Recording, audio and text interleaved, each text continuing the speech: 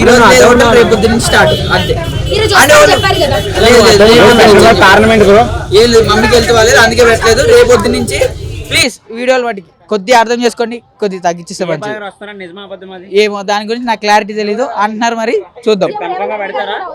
ఏమో దాని గురించి కూడా నాకు ఐడియా లేదక్క, అది ఇంట్లో వాళ్ళు మాట్లాడారు వాళ్ళకి తెలుసు.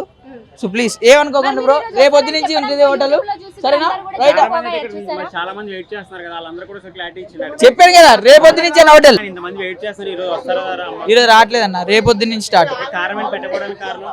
ఏం లేదు, మమ్మీకి జర హెల్త్ బాగాలేదు అంతే అంతే. రేపు పొద్దు నుంచి ఉంటుంది హోటల్. ప్లీజ్ వీడియోలు కొద్దిగా అర్థం చేసుకోవాలి మీరు కూడా, ట్రాఫిక్ జామ్ అవుతుంది. పెడతామన్నా, సారీ ఏమనుకోకండి. రేపు నుంచి అన్న లేదు ఎల్లుండి అని చెప్పి ఫ్లాగ్ అట్లా తీసుకోరేమో వీడియోలు, ప్రతి ఒక్క వీడియోలో ఎల్లుండి అని చెప్పి. రేపైతే ఫిక్స్, రేపు నుంచి ఉంటుంది అన్న.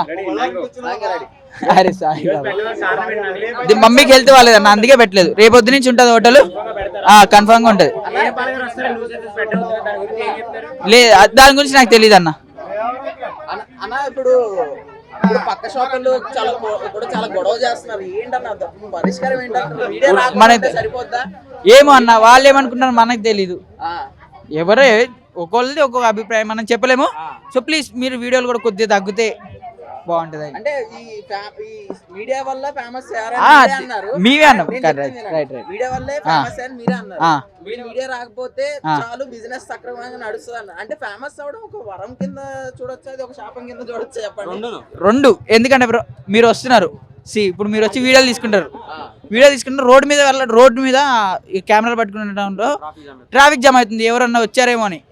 ఆ కారణంతో ఆలోచించండి మీరు.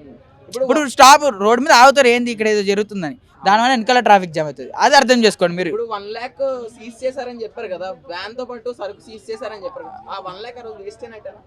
వేస్ట్ అయినట్టు.